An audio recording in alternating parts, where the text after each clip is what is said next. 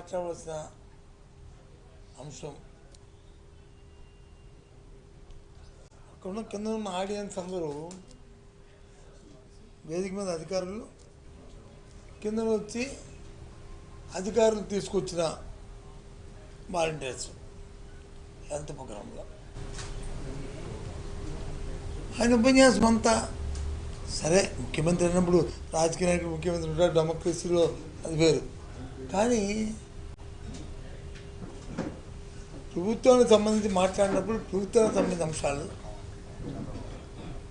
ప్రజలు పడుతున్న ఇబ్బందులు, లేదు ప్రజలకు మంచి జరుగుతున్న మంచిని, ప్రభుత్వం చేస్తున్న అచీవ్మెంట్స్ అవి చెప్తే పర్వాలే. ఒక తమ్ముడు ఉపన్యాసం చెప్పిందే చెప్పి మన సామెతలాగా ఉత్తరాంధ్రలోని సామెతలాగా అదే అలా మాట్లాడుతూ ఉన్ని లేనివి లేని ఉన్నవి కదా అభూతిని కల్పిస్తూ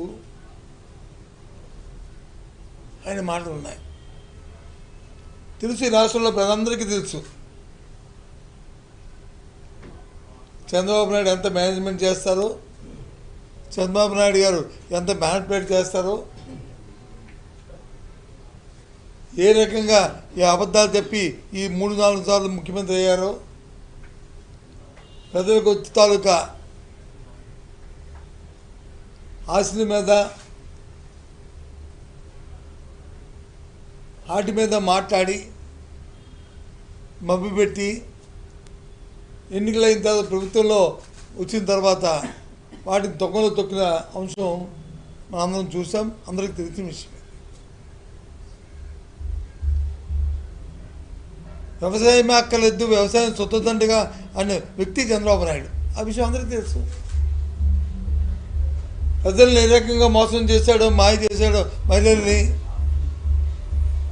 ఏ రకంగా మాయ చేస్తే మోసం చేశాడో మహిళల్ని అందరికీ తెలుసు.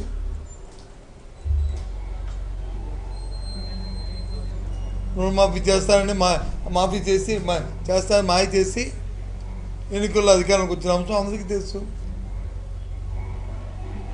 చూశాను, సూపర్ సెక్షన్లో సూపర్ హిట్ అయిపోయిందని మాట్లాడుతున్నాను. చంద్రబాబు నాయుడు గారు అసలు ఆలోచన ఉందా మీకు? ఇంగిత జ్ఞానంతో మాట్లాడుతున్నారా? సూపర్ సెక్షన్ సూపర్ హిట్ అయ్యే ప్రయత్నం చేస్తానడం వేరు, అయిపోయింది అనడం వేరు. ఎక్కడైపోయింది? ఏమైపోయింది? ఎక్కడిచ్చారు మీరు? నిరుద్యోగ వృత్తి ఇచ్చారా? 50 సంవత్సరాల మహిళకి వచ్చి మీరు ఇస్తారన్న ఆర్థిక సహాయాన్ని ఇచ్చారా? లేకపోతే సిలిండర్లు ఇస్తారన్నారు, 3 సిలిండర్లు ఇచ్చారా? ఎక్కడ ఇచ్చారు?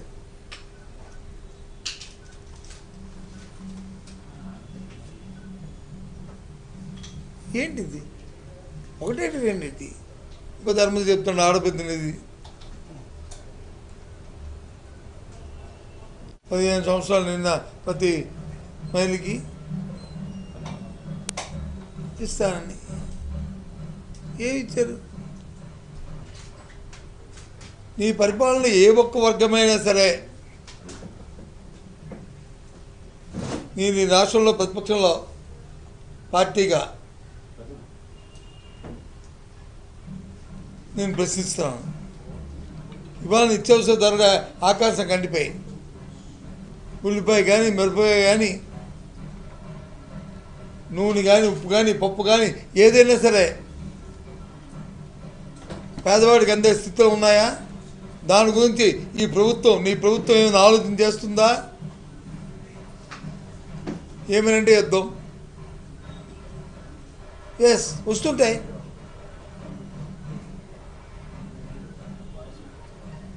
కోవిడ్ లాంటి మహమ్మారి వచ్చినప్పుడే 2 సంవత్సరాలు ఆ రోజు వైసీపీ ప్రభుత్వం జగన్మోహన్ రెడ్డి నాయకత్వంలో ఏ ఒక్కరూ ఇబ్బంది పడకుండా ఆ 2 సంవత్సరాలు పరిపాలన చేసిన సంగతి తెలియదంతో ఆలోచించు, అడుగు గ్రామాల్లోకి వెళ్ళి. ఎందుకు ఈరోజు మీరు ఆ కార్యక్రమం చూడట్లేదు, చేయట్లేదు? దాని గురించి ఆలోచన చేయట్లేదు. ఏమిటంటే యుద్ధంని తప్పించుకుని తిరగడానికి ప్రయత్నం చేస్తున్నారు. మీ తాలూకా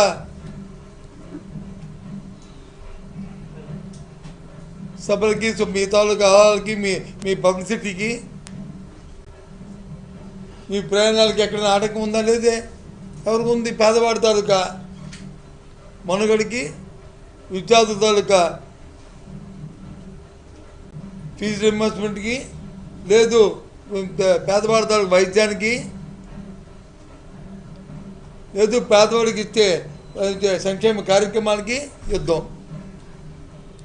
అంతే కదా. ఏంటి ఈ కార్యక్రమం?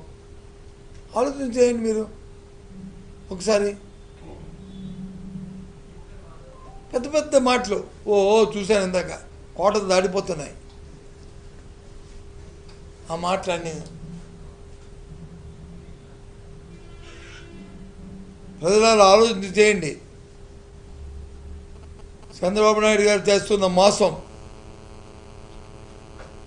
ఆయనకి ఏం మాటలు ఇచ్చి, ప్రజలకు మాట ఇచ్చి అధికారంలోకి వచ్చి అధికారం పట్టుకొని పుచ్చుకున్నారో, ఏం తగ్గేదా చెప్పండి. డీజిల్ పెట్రోల్ ధరలు పెరిగాయి. యుద్ధం వల్ల, ఇరాన్ యుద్ధం వల్ల కొంత దేశమంతా కూడా పెరిగింది. ఓకే. ఆంధ్ర రాష్ట్రంలో కూడా పెరిగినాయి. ఓకే. హైయెస్ట్ ఆంధ్ర రాష్ట్రం ఉంది. దాని గురించి ఆలోచన చేసావా? ఏ రకంగా రాష్ట్రంలో తక్కువ ఉండాలి, ఏం చేస్తే బాగుంటుందని నువ్వే కదా, నీ ప్రభుత్వం ఉన్నప్పుడు కదా వేటేసినంత కూడా ఉందా? గత ప్రభుత్వం వేశారు, నీ ప్రభుత్వం వేశారు. మరి ఇప్పుడు నువ్వు తగ్గించుకోవాలి కదా, నువ్వు మేనిఫెస్టోలు పెట్టావు కదా. దాని ద్వారా ధరలు పెరిగాయి.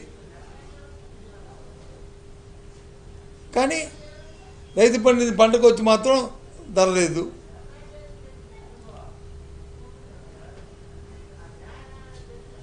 రైతు వచ్చి అదేదో కొంటే అడవి, కొంటే కొరివి, పడితే అడవి. అది ఎవడు చూసేవాళ్ళు తాతలేడు. అసలు వ్యవసాయ శాఖ ఏం చేస్తుందో ఏం అర్థం అవ్వట్లేదు. మార్కెట్ ఇంట్రెస్ట్ ఏం చేస్తున్నారో అర్థం అవ్వట్లేదు. మన ప్రాంతంలో పంటల జొన్నల కోసం నేను 2 సంవత్సరాలు పెట్టి నేను అడుగుతున్నాను ఓ ప్రధాన ప్రతిపక్ష పార్టీగా. అసలు నిమ్మకు నూరు ఎత్తినట్లు ఉంటున్నారు. ఎందుకు మరి? గత ప్రభుత్వాల్లో చేసిన మార్కెట్ ఇంటర్వెన్షన్ ఈ ప్రభుత్వం ఎందుకు చేయట్లేదు? కారణం ఏంటి? అంటే మీ కమిషన్లు వచ్చి మీకు వచ్చి అందులో కిక్ బ్యాక్స్ వస్తే అవే చేస్తారా? రైతుకు కానీ సామాజిక మంచి జరగాలని, మేలు జరిగిన కార్యక్రమాన్ని మీరు చేయరా? చెప్పండి.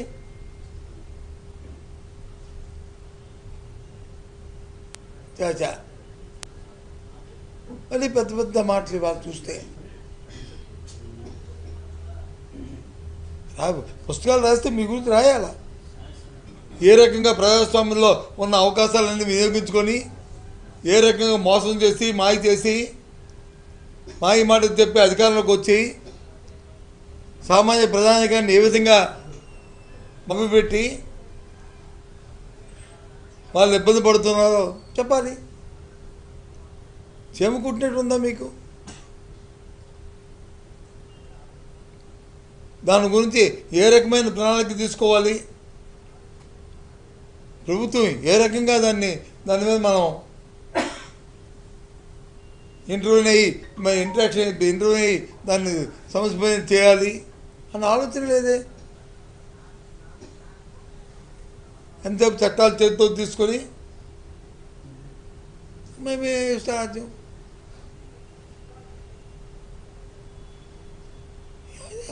ఏంటి ఇంతెందుకు విన్నా? మెగా డిఎస్సీ అన్నారు. మెగా డిఎస్సీలోను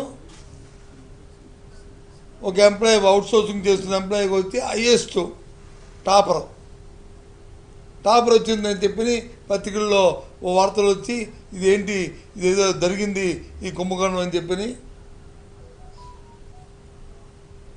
రాస్తే ఆ మెరిట్ లిస్టే తీశారు, పెట్టింది ఆన్లైన్లో పెట్టింది, తీసి అభ్యర్థులకు వచ్చి ఇంకో నువ్వు సెలెక్ట్ అయ్యమని పంపిస్తాను. నేను మీడియా ఎందుకు పెట్టలేదు? ఇంతకుముందు జరిగిన ప్రొసీజర్ని ఎందుకు మీరు అడ్డుకట్టేశారు?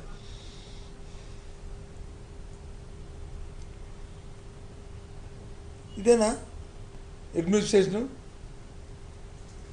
విద్యాశాఖ మంత్రి గారు ఆయన ఏదో చెప్తాడు, ఆయన శాఖను వదిలిస్తే మిగతా శాఖల గురించి మాట్లాడతాడు. ఇప్పుడే చూశాను వచ్చినప్పుడు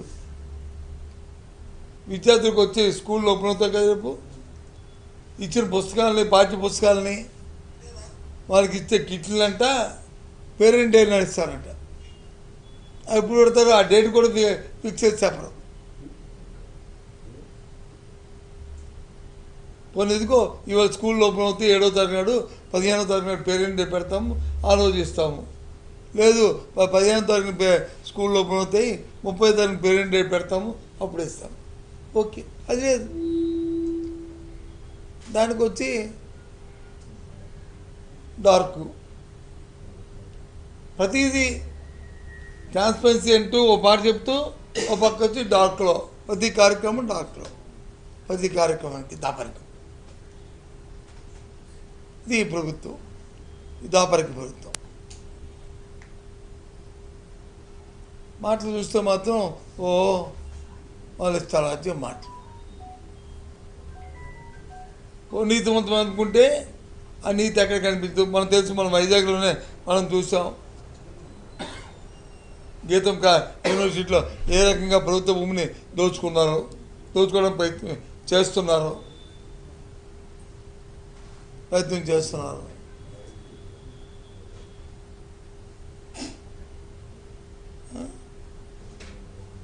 ఏంటి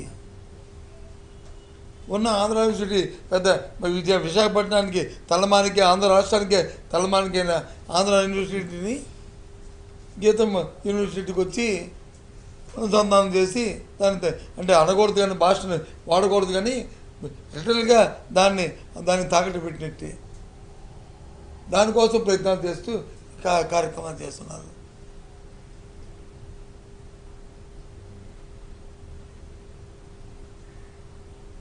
ఎంతమందో ఆంధ్ర యూనివర్సిటీ దాన్ని మెరిట్ వచ్చిన ప్రతి స్టూడెంట్ ఆంధ్ర యూనివర్సిటీలో చదవాలని కోరుకుంటాడు.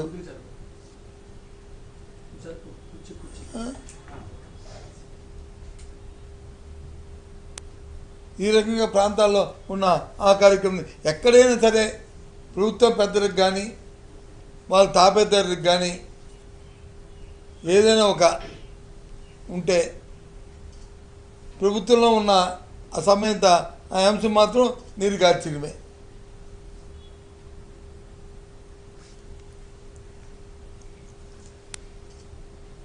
స్కిల్టింగ్ చేసేస్తున్నారు నాటి గురించి. ఇది చాలా దురదృష్టం. మళ్ళీ ఇవన్నీ రిపేర్ చేయాలంటే చాలా కష్టం. 2 సంవత్సరాలు అయింది ఈ ప్రభుత్వం వచ్చి.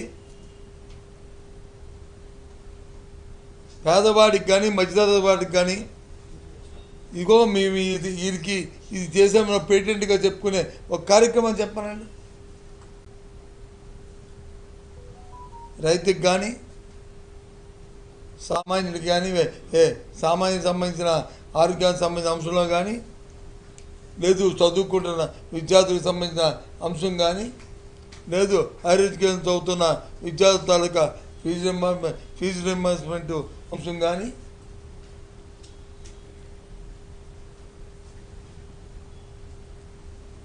ఏదైనా లేదు నీతివంతమైన పరిపాలన అందించామని చెప్పడానికి వాళ్ళు చేస్తున్న కార్యక్రమాలు కానీ విడిగా కింద స్థాయిలోకి వెళ్తే క్షేత్రస్థాయిలో మండల స్థాయిలో మన ఆఫీసులకు వెళ్తే ఎంత అవినీతి జరుగుతుందో చూడమండి ఒకసారి. కంటికి కనిపిస్తుంది ఎంత. ఘోరంగా ఉందో, ఏ రకంగా దోచుకుంటున్నారో అధికారంలో ఉన్న నాయకులు అధికారులు కలిసి కింద స్థాయిలో.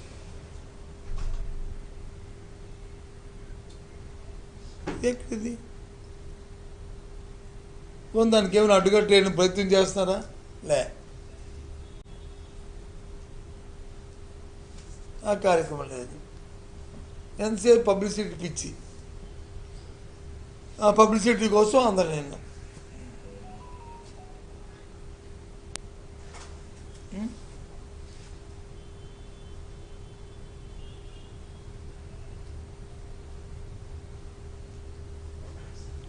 చాలా. అందుకోసం చూసి గత 5 రోజుల నుంచి జరుగుతున్న పరిణామాలు, ఇవాళ చంద్రబాబు నాయుడు గారు స్పీచ్ చూసిన తర్వాత అందుకే ప్రెస్ కాన్ఫరెన్స్ పెడదాం వచ్చా.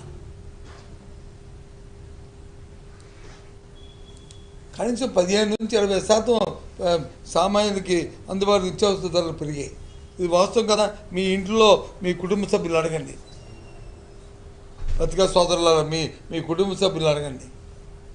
నేను చెప్పింది అవాస్తవమైతే వాస్తవం కాదని అడగండి.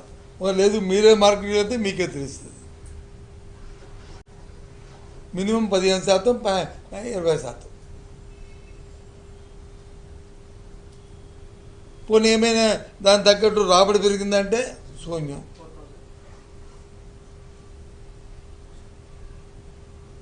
శూన్యం.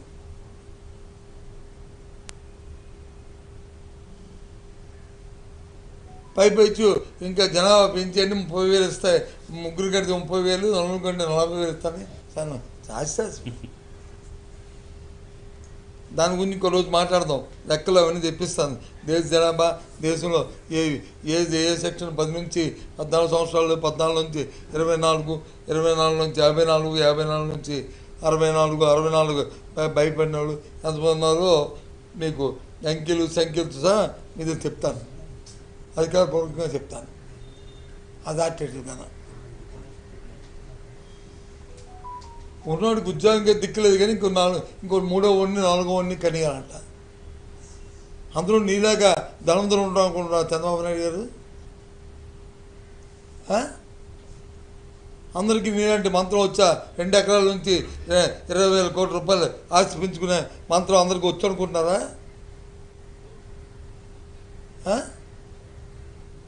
చెప్పండి చంద్రబాబు నాయుడు గారు, ఆ మంత్రం ఏదో ఉంటే చెప్పండి అందరికీ.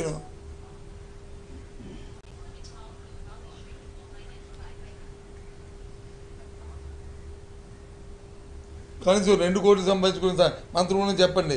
ఆ సున్నాలు అక్కర్లేదు కానీ పైవి ఎందుకు? ఇది దేశ జనాభాను పెంచుకోవడానికి ప్రపంచ జనాభాతో దేశ జనాభాను క్యాలిక్యులేట్ చేసుకొని ఆర్థిక నిపుణులు వాళ్ళ పరిస్థితులు కేంద్ర ప్రభుత్వం రియాక్ట్ అవ్వాల్సిన అవసరం వచ్చి ఏమి ఇండివిజువల్కి ఏంటి మీ తాలూకు ప్రాబ్లం మాట్లాడేస్తే P4 నేను ఇచ్చా. ఎంతమందికి P4 మీరు ఇచ్చారు? ఎంతమంది మీరు సెలెక్ట్ చేశారు? లబ్ధిదారులు ఎంతమంది? దాని నుంచి వాళ్ళని సపోర్ట్ చేస్తున్న వాళ్ళు ఎంతమంది? వాళ్ళకి ఏ వాళ్ళు ఇచ్చారు? కనీసం విశాఖపట్నం జిల్లా చెప్పండి చాలు. లేకపోతే ఏదో జిల్లాని తీసుకొని మీరు ఈ రాష్ట్రంలో దాని మీద ప్రజెంటేషన్ ఇవ్వండి, మీరే ఇవ్వండి, అప్పుడు ఒప్పుకుంటాం. దిక్కు లేదు కానీ ఈ మాటలు చెప్పి ఎంతకాలం మీరు ఈ ప్రజల్ని మప్పు పెట్టుకొని కాలం గడుపుతాం అనుకుంటున్నారు? అడిగితే సమాధానం చెప్పరు. మీకున్న ఈ ప్రచార మాంద్యాలు కొన్ని మాంద్యాలతో బుల్డోజ్ చేసి చేయడానికి ప్రయత్నం చేస్తున్నారు. ఎంత బుల్డోజ్ చేస్తే మాత్రం పేదవాడి కడుపు ఆకలి తెచ్చలేదు. ఆ బుల్డోజ్ పేదవాడికి వచ్చి 5,000 నోట్లోకి వెళ్ళనివ్వు ఆ బుల్డోజ్. ఇది న్యాయమా చెప్పండి? ఇది ధర్మమా చెప్పండి? అందుకోసమే ఈ విషయాలు అడుగుతామని రాష్ట్రంలో జరుగుతున్న ఈ పరిస్థితులు, ఈ వర్గాలు పడుతున్న ఇబ్బందుల్ని కనీసం పిఆర్సీ వేసే దిక్కు లేదు. 2 సంవత్సరాలు అయింది. ఎన్నికల ముందు ఎన్నో చెప్పారు పెద్ద పెద్ద మాటలు ఉద్యోగస్తుల గురించి. సరే, ఆ వంశం నాది కాదు, ఉద్యోగస్తులు అడుగుతారు అనుకోండి.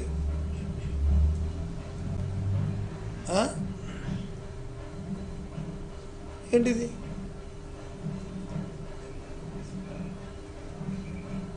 సారీ, ఇలాంటి పరిస్థితుల్లో ఇవాళ ఈ రాష్ట్రంలో ఉండడం చూస్తుంటే కడుపు తరిక్కిపోతుంది. ఎంత ఈ విధంగా ఒక బాధ్యత లేకుండా బాధ్యత పరిపాలిస్తుంది ఈ ప్రభుత్వం, ఆలోచన లేకుండా పరిపాలిస్తుంది ఈ ప్రభుత్వం. ప్రతి వారం అప్పు తెచ్చుకున్నప్పుడు ఏం జరుగుతుంది? అవినీతి కోసం చేస్తున్నారు.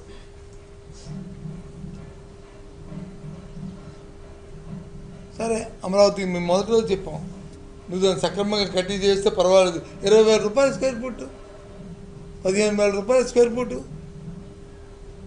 ఏంటిది?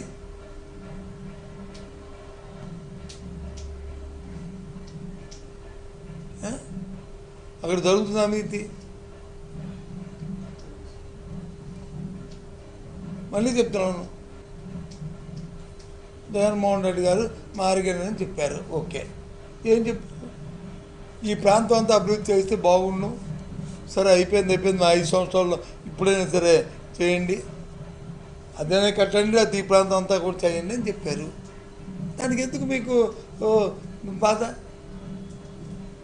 ఇవాళ వచ్చి మమ్మల్ని అనొచ్చు, రేపు ఆ ప్రాంత ప్రజలు అడుగుతారు. రేపు మీకు ఆ మధ్యపట్నం, ఆ గుంటూరు, ఆ విజయవాడ, ఆ గన్నవరం ప్రజలు మిమ్మల్ని అడుగుతారు రేపు ఈ అవినీతి దోపిడీ చూసి.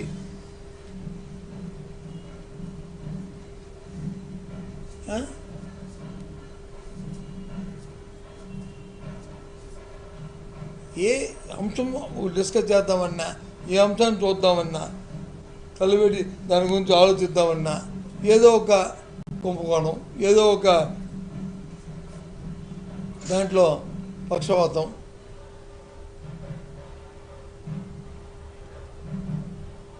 తప్ప ఎక్కడ ఫెయిర్నెస్ కనిపిస్తుంది? ఎక్కడ కూడా.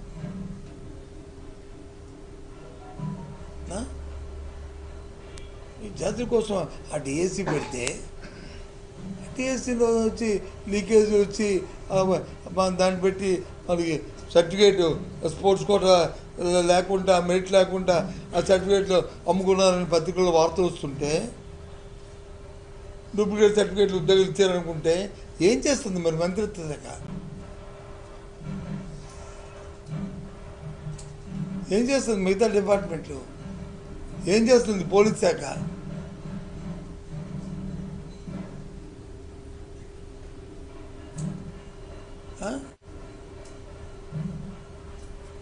ఎంతసేపు రాజకీయ కోణంలో ఆలోచన చేసుకుని ఎవడు ఈ పార్టీ కాదు, ఎవడే పార్టీ, వాళ్ళ మీద వచ్చి చూడమైన ఈ శాఖల పని. అంతేగాని గుడ్ గవర్నెన్స్ని గవర్నమెంట్ ప్రభుత్వం ముందు తీసుకెళ్ళాలని కాదా శాఖల పని?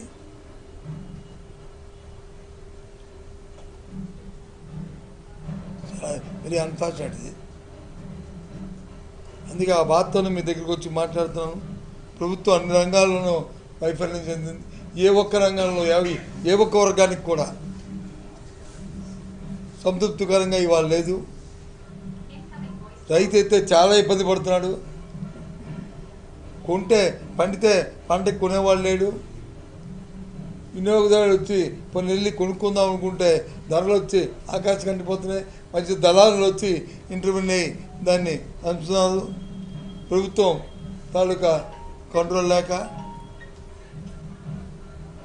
ఊరికి వాళ్ళు వచ్చి సంజీవని పథకాన్ని పెట్టారు. కానీ అక్కడ పోతే ఆరోగ్యశ్రీ పథకం కనీసం పేదవాడికి వైద్యం దొరకట్లేదు. అక్కడ పిహెచ్సిలో మందులు లేవు. ఆ మందుల కోసం వెళ్తే అదొక పెద్ద స్కాము, అదొక పెద్ద కుంభకోణం.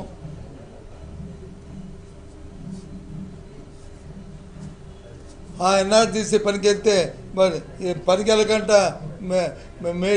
ఏది వాళ్ళకి పట్టి ఆదులేసి డబ్బులు తీసుకుంటారు. నేను మొన్న రాశాను లెటర్, మళ్ళీ ఈ మధ్యకాలంలో రెండు లెటర్లు రాశాను, సాక్ష్యాలు రుజువులతో సహా. దొరికితే ఎక్కడో దగ్గర. కానీ ఆ జరిగిన దాన్ని ఎంక్వైరీ మీ దృష్టికి వచ్చినప్పుడు దాన్ని ఎంక్వైరీ చేసి దాని మీద చర్య తీసుకుంటే ఇంకోటి జరగకుండా ఉంటుంది. ఇంత పెద్ద సొసైటీలో జరగడానికి అవకాశాలు ఉంటాయి. నేను దానికి వ్యతిరేకం కాదు, అదే దాన్ని నేను టోటల్గా దాన్ని ఖండించలేను. కానీ దాని మీద చర్య తీసుకుంటే అవి జరగకుండా కట్టు అవుతాయి. చర్య తీసుకోకపోతే చరిత్రతనం అయిపోతుంది. అధికారులు మంత్రులు మాట చెప్పడం కాదు, పనులు క్షేత్రస్థాయిలో ఆ పనులు చూపెట్టాలి.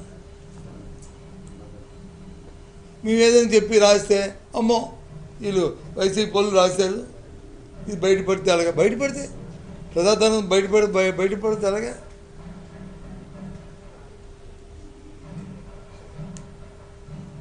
చాలా ఒకటి కాదు, రెండు కాదు, అన్నీ కూడా ఈ రకంగా అన్ని దాంట్లో పూర్తి వైఫల్యం, చిన్న వాటిలో కూడా వైఫల్యం చెందే.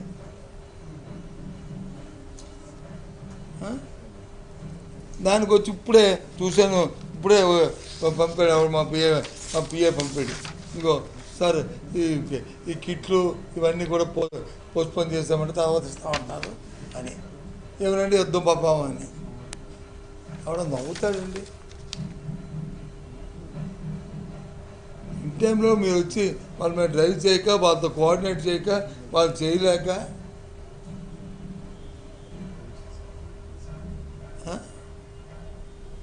మేము చేశాం కదా మంత్రులు.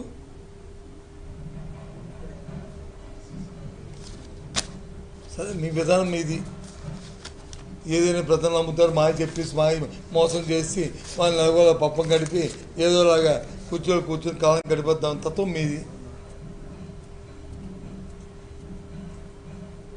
మేము మా విధానం ప్రతిపక్ష పార్టీగా మీరు ఇచ్చిన మాటను నెరవేర్చాలి. ఎక్కడ లీకేజ్ అనేది ఉండకూడదు, పారదర్శకంగా ఉండాలనేది మా విధానం. దానికోసం మేము ప్రయత్నం చేస్తాం, అడుగుతుంటాం. మీ చొక్కా ఇప్పించి వీధిలో నిలబెడతాం, ప్రజల ముందు దోషులుగా పడతాం.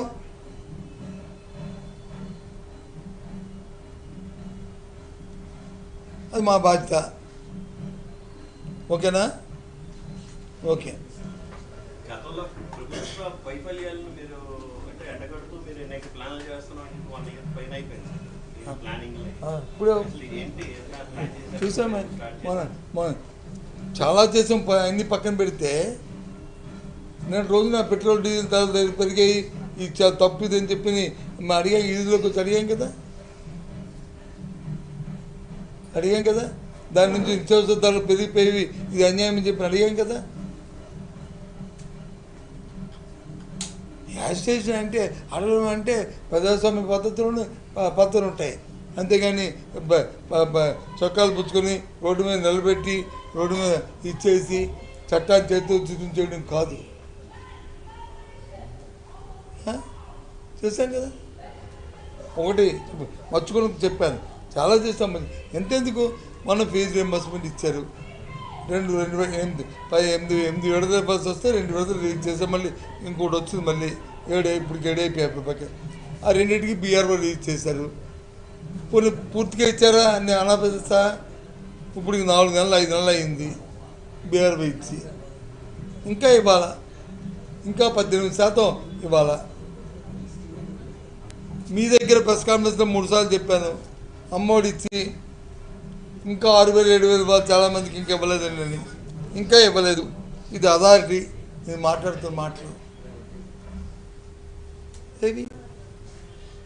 ఇవాళ మళ్ళీ వాళ్ళు ఏదో పత్రిక చూసాను, ఏ పత్రిక కానీ తెలియదు కానీ అంతే, నేను సరిగ్గా పేరు చూడలేదు. కానీ ఇంకా 15 లక్షల పెన్షన్లు ఇస్తాము ఎన్నికలకి. ఇదొక బూచి, ఇదొక బూరి, ఇదొక స్వీటు, ఇవి మాసం.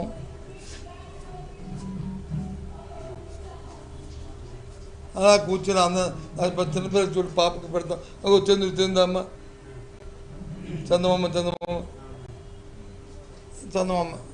చందమామ కథలాగా ఉంది ఇది. 15 లక్షల పెన్షన్ ఏంటి? దిక్కు లేక 2 సంవత్సరాలు బట్టి కొత్త పెన్షన్ లేక ఉంటే 2 సంవత్సరాలు బట్టి ఆపి కొత్త వాడికి 60 సంవత్సరాలు లేదండి 2 సంవత్సరాలకి పుట్టినవాడు అక్కడే ఉండిపోయాడండి. వాడికి ఇవ్వాల్సిన బాధ్యత లేదండి. భర్త చనిపోతే పెన్షన్ ఇవ్వాల్సిన బాధ్యత లేదండి. భర్త పెన్షన్ వస్తేనే భార్యకి వచ్చి పెన్షన్ ఇస్తామండి. ఇదేనండి ప్రభుత్వం పాలసీ. మహిళకి 0 వడ్డీ ఇస్తుంది. ఎప్పటి నుంచో ఉన్న పథకం కాదండి. ఇది 0 వడ్డీ ఎందుకు మా ఆపేశారండి పథకాన్ని? దేనికోసం ఆపారండి? ఎందుకోసం మార్కెట్ ఇన్వెస్ట్మెంట్ చేయకుండా మరి మొక్కజొన్న కానీ లేకపోతే ఇవన్నీ చేయకుండా ఏకాపుట్స్ ఎందుకు పెరిగాయండి? ఏకాపుట్స్ పెరిగితే ఏం చేశారండి? ఏంటి అంతా మాటలు చెప్తారు. అందుకే ఇవాళ ఈ ప్రెస్ కాన్ఫరెన్స్. సార్, ఈ ప్రొఫెసర్ నాగేశ్వరం మీద చెప్తున్న వరుస దాడి అవుతుంది. మీ పార్టీకి సపోర్ట్గా మాట్లాడుతున్నారు. మీ పార్టీ ఒక్క విషయం చెప్తున్నాను. ప్రొఫెసర్ నాగేశ్వరరావు అని నేనే ఎవరైనా ఆయన దృష్టికి వచ్చిన అంశాన్ని ఆయన చెప్పారు. కాదని ఖండించుకోండి. అందుకే పోలీస్ కంప్లైంట్ ఇచ్చి ఆయన మీద వచ్చి దాడి చేస్తాను. ఎస్, నాకు కూడా తెలిస్తే నేను కూడా చెప్తాను. ఈ విషయం నాకు తెలిసింది అడబాగట, ఇది ఇలా జరిగిందట మొన్న, ఇది ఇలా జరిగిందంటే నాకు కూడా తెలిసింది ఈ విషయం. దాన్ని నువ్వు కాదని చెప్పి ఖండించుకో. ఏమైనా అసభ్యమైన భాష మాట్లాడి లేకపోతే లాంగ్వేజ్ ఏదైనా తప్పు మాట్లాడి భాషలో ఏమైనా పొరపాటు మాట్లాడి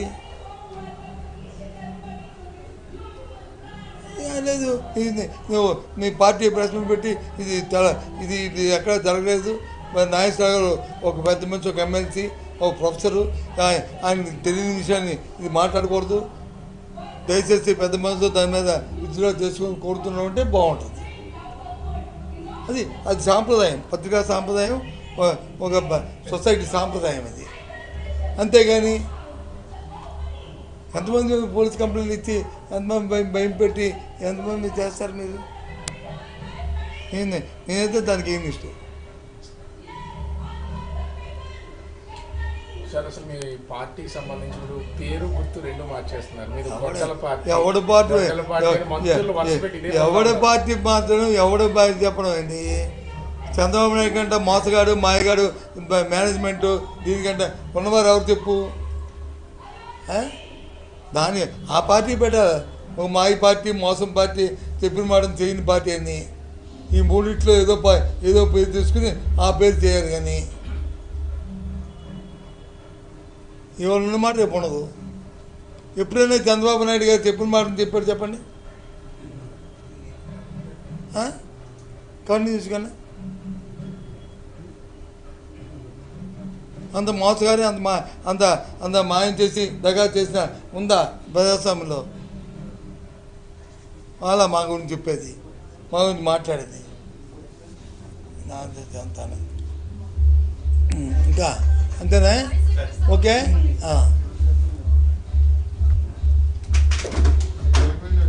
ఓకేనా?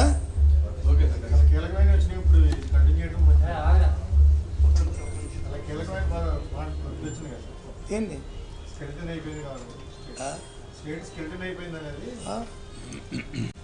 ఏంటి అలా ఉంటుండ్రా?